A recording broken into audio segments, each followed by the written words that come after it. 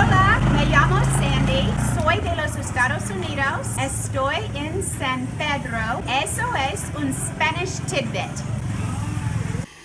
I can still smell the burnt fuel on my hands. When I was a kid, my dad used to take me to the field where he and his buddies flew model airplanes. They had these little engines and obviously burned fuel. I was obsessed with cleaning the planes at the end of the day. That was my job. There was something about the smell of the fuel mixed with 409, an all-purpose cleaner in the US, and maybe some other places. I loved watching the airplanes go from greasy, grimy gopher guts to sparkling clean, though at 7 or 8 years old, I probably did a crummy job. When I got older, I built my own plane and learned how to fly it. One of the first things I realized and had to come to terms with is flying model airplanes in at least one way is harder than flying real ones. When we pilot real airplanes, we're in the cockpit. We're always facing forward. No matter which way we need to churn, right is always right and left is always left. But when we pilot model airplanes, we're not in the cockpit. When it's flying away from us, no problem. We're facing the same direction as the airplane, so it's as if we are in it. But when the airplane's flying toward us, which it has to do at some point, everything is suddenly reversed. Right is left and left is right. Do you know how hard of a habit that is to break? To steer left when you want to steer right and right when you want to steer left? Surprisingly easy, actually. That's not the point though. The point is using normal verbs is like flying normal airplanes, but using ir to go and venir to come is like flying model airplanes, kinda sorta. Who's talking? The speaker's point of view, how they see the field, determines which word best describes the reality of the situation. Say you come to the field with my dad and me one weekend. You're standing at the west end of the runway with the airplane at your feet, and I'm standing at the east end of the runway. The airplane starts wheeling down the runway due east toward me, going faster and faster. When it's halfway between us, it lifts off into the air, then quickly churns 90 degrees to the north. From your point of view, the plane churned left after takeoff. From my point of view, the plane churned right after takeoff. But in reality, no matter what, the plane churned 90 degrees north. Whether that reality is best described with the word right or left is a matter of perspective. It depends on the speaker's point of view. If you get that, you can get ir and venir. Ir means to go and venir means to come. But more generally, both those words mean to travel from one location to another. The difference is to come and venir specifically mean the direction of that travel is toward the speaker. It totally depends on the speaker's point of view, on who's talking. Since they do the same thing in Spanish as we do in English, it only gets confusing because there's another bonus context in English where we use to come, but they don't use venir. We'll get to that later though. So no matter where the movement is going, as long as it's not going toward the speaker, we use to go in English and ir in Spanish. Then we only use to come and venir when the movement is toward the speaker. And there's the bonus context in English, which again we'll get to shortly. Imagine this situation. There's a guy, Jimmy. Jimmy is at his house with his grandma. At some point, Jimmy gets up and goes to the store. He talks to his friend at the store, then goes home. That's what happened. No matter what. That can't change. That's reality. Let's look at the narrator's point of view first. Since the narrator isn't in the story, the only time the movement will be toward the narrator is when they break the fourth wall. That's what it's called, right? The fourth wall? It doesn't matter. The movement doesn't go toward the narrator. They're not a character in the story. This is how the narrator would describe our situation. When Jimmy's on the way to the store, Jimmy is going to the store. Jimmy va a la tienda. While Jimmy's at the store, Jimmy went to the store. Jimmy fue a la tienda. When Jimmy's on his way home, Jimmy is going home. Jimmy va a casa. Then once Jimmy's back home, Jimmy went home. Jimmy fue a casa. That's the narrator's point of view, which to me at least feels like me. I'm the narrator. You too, right? And yes, está yendo for is going instead of va works just fine here, especially since Jimmy's actually doing the traveling in those sentences. But we're gonna keep it simple in this video, okay? Notice the narrator used to go and ir in all those sentences. Va and fue come from ir, because in none of those contexts is Jimmy's movement toward the speaker, the narrator in this case. You with me? Now Jimmy's point of view, like he's narrating his own life. Jimmy would describe our situation like this. On his way to the store, I am going to the store. Voy a la tienda. While he's at the store, I came to the store. Vine a la tienda. When he's on his way home, I am going home. Voy a casa. Then finally, once he's back home, I came home. Vine a casa. So when Jimmy was on his way to the store and when he was on his way home, he said, I am I'm going and boy, because in neither of those contexts was the direction of his movement toward the speaker, him in this case. But once Jimmy arrived at the store, then later once he was back home, Jimmy said came and VIENE both times, because in both those contexts, the direction of his movement was toward the speaker, again, Jimmy in this case. First at the store, then back home. You feeling this? It's not that hard, right? Now Grandma's point of view, again like she's narrating her own life. When Jimmy's on the way to the store, Jimmy is going to the store. Jimmy va a la tienda. While he's at the store, Jimmy went to the store. Jimmy fue a la tienda. When he's on his way home, Jimmy is coming home. Jimmy viene a casa. Then finally, once he's back home, Jimmy came home. Jimmy vino a casa. When Jimmy was on the way to the store and while he was at the store, Grandma knew to go and ir were the proper words to use. First she said is going and va, then she said went and fue. Grandma is back at the house, but Jimmy's movement was toward the store, away from the house. Grandma knows that and speaks accordingly. But when Jimmy was on his way home and once he was back home, Grandma said to come or venir both times, because in both those contexts, Jimmy's movement was toward the house where Grandma is. Grandma said is coming and viene, then came and vino. Grandma knows what she's doing. Lastly, the friend's point of view, again like he's the narrator of his own life. When Jimmy's on the way to the store, his friend says Jimmy is coming to the store. Jimmy viene a la tienda. While Jimmy's at the store, Jimmy came to the store. Jimmy vino a la tienda. When Jimmy's on his way home, Jimmy is going home. Jimmy va a casa. Then finally, once he's back home, Jimmy went home. Jimmy fue a casa. So Jimmy's friend is essentially the opposite of Jimmy's grandma, which makes sense, I guess. They have the exact opposite view of things. While Jimmy was on his way to the store, and while he was at the store, the friend used to come and venir. First he said is coming and viene, then he said came and vino, because in both those contexts, Jimmy's movement was toward the speaker, his friend at the store. Then when Jimmy was on his way back home, and once he was back home, the friend said to go and ir both times. First he said is going and va, then went and fue, because in both those contexts, Jimmy's movement was not toward the speaker, his friend at the store. So after Jimmy leaves his house, there's no one moment when all three characters can use the same verb to narrate our story, when limiting them to come and go, then ir and venir. Because at no time in this story do they all have the same point of view in relation to Jimmy's movement, whereas with normal verbs, most verbs aren't dependent on the speaker's point of view, even when there's clearly motion involved. All three characters can narrate our story using the same normal verb, like viajar or travel, at every moment. Jimmy, I'm traveling to the store. Grandma, Jimmy's traveling to the store. The friend, Jimmy's traveling to the store. Come and go, then ir and venir are special. There are some other special ones like this out there, but not many that I can think of right now at least. Okay, now how English is different. Bottom line, in English, we use to come more often than they use venir in Spanish, even without getting into alternative meanings. But I'm pretty sure it's always in the same context and only slightly different than the main one. In English, when the speaker is talking directly to another person and the movement in the sentence is toward that other person, the speaker can say to come or to go, whichever sounds better. The first example that comes to mind is the way we answer the door in English. We say something different than they do in Spanish. After somebody knocks on the door in English, we often say, I'm coming, but in Spanish, they say, ya voy, or just voy, the equivalent of I'm going. And according to everything I've told you up to this point, going is what we actually do when we travel from our couch to the door. We go to the door. Our motion is toward the door. We're not at the door though. But now in this bonus context, since the person we're speaking to directly is where we're going, the door, oddly in English, we can say coming. I'm coming. In fact, in this case, as in many others, I'm coming actually sounds better than I'm going. I have no clue how this started, but it does sure feel like we're taking the other person's point of view when we talk like this. From our perspective, we're going to the door, but from their perspective, we are coming to the door. You feel that, right? We do this all the time. Say you just called a friend who's at the movie theater and wants you to meet her there. In English, it'd be perfectly normal for you to say, I'm coming, but in Spanish, no. Ya boy or something like that again. Your movement is toward the movie theater and you're not at the movie theater, but the person you're talking to is, and that's why in English, in this context, I'm coming again sounds better than I'm going. Let's go back to our situation from before, but with a bit of a twist. Jimmy's on the way to the store, but now he's speaking directly to his friend who's at the store. Instead of I'm going to the store, like when he was narrating, now it sounds better if he says I'm coming to the store. But voy a la tienda is still the only way to say that in Spanish. Same thing on his way home. When he was narrating, he said I'm going home. But if he's talking to his grandma who's at the house, I'm coming home sounds better, at least without further context. In Spanish, Spanish, it'd still be voy a casa. So in neither of those contexts could Jimmy use venir in Spanish, even though it sounds better when he uses to come in English. This is the only confusing part of ir and venir. Notice in this bonus context, it depends on the other person's point of view of the subject's motion, not the speaker's motion. So if Jimmy's at his house talking to his friend at the store and wants to tell him that their friend Kimmy is on her way to the store, Jimmy could say, Kimmy is coming to the store, even though Jimmy's not at the store and even though Kimmy's not going to the store from where Jimmy is. Of course, none of this flies in Spanish. It'd be ir, or more specifically, ba, in all those contexts. Let's hit a few newspaper examples before we get out of here. Fuiste al trabajo sin desayunar? Did you go to work without breakfast? They say the same thing in Spanish that we would say in English. It's fuiste, or you went, because the writer isn't at our jobs. They're at their job, at the newspaper headquarters, or wherever. The movement in this headline is not going toward the speaker. That's why it's fuiste. This is a fun example because it shows us the word toward is also relative. Mbappe, de qué planeta viniste? Mbappe? Is that how you say his name? He's a soccer or football player. Mbappe, what planet did you come from? I guess he's good? Spanish and English again handled this the same. Both languages used venir or to come because we all live on planet Earth. When somebody or something visits Earth from somewhere else, in at least one way, they're coming to all of us. The movement is toward us all. Another one. Los goles de Palacios se van a México. The goals of Palacios, again a soccer or football player, go to Mexico. It seems Palacios is a really good player from Uruguay who recently went to a team in Mexico. This headline is saying all the goals that Palacios is gonna get, those are going with him. Se van is from ir, or to go. So both languages use the same verb again. And we know this article was written by somebody outside of Mexico, or at least it's intended for an audience outside of Mexico. If it had been written from Mexico, they probably would have gone with to come or venir, like this last example. Jared Borghetti y su familia vinieron a pasearse a Disney California Adventure. Jared Borghetti and his family came to walk around Disney California Adventure, or whatever it's called in English. Now the word vinieron tells us this article was written by somebody in California, or at least this article was intended for an audience in California. This is the opposite of the last example. The motion in this sentence is going toward California, specifically to where Jared and his family traveled. The use of venir by the speaker tells us the speaker is also located somewhere in California and probably in the same immediate area, the city or region. And that's it. Oh wait, I didn't tell you about next week. One very common way to say next week in Spanish is la semana que viene, which literally means the week that comes. Like the future is moving backwards on the timeline instead of us moving forward, next week is coming to us. We probably do that in English too. If you can think of any examples, let me know in the comments. In the meantime, don't forget, in Spanish, next week is la semana que viene. A special shout out to Sandy, who was in San Pedro, Guatemala when she made that video. Amazing, Sandy. A great example for all of us. If Sandy can do that, and that's not easy, it's nerve-wracking actually, to make all that happen, to get somebody to record you, to arrange to jump behind somebody's grill, to speak Spanish, knowing the world is gonna see you. If Sandy can do all that, and all that at the same time, we can start that conversation we know we should start, but hesitate to start because we're nervous or scared of failing or feeling like an idiot. But I'm telling you, doing something when you know you're gonna feel or look like an idiot is one of the best feelings in the world. It's a moment of beauty, of bliss, of rare truth. You're doing it because you want to, even though it might hurt. You're doing it for you, not for them. Thank you, Sandy. If you're not subscribed to the Spanish Dude newsletter, what are you waiting for? That's the only way you can be 100% certain, so no subjunctive, you don't miss any of my content. Go to SpanishDude.com/free-updates and sign up right now. Subscribers to the Spanish Dude newsletter get content and offers that nobody else gets. SpanishDude.com/free-updates. Okay, until the next tidbit, my name's Jordan and I love Spanish.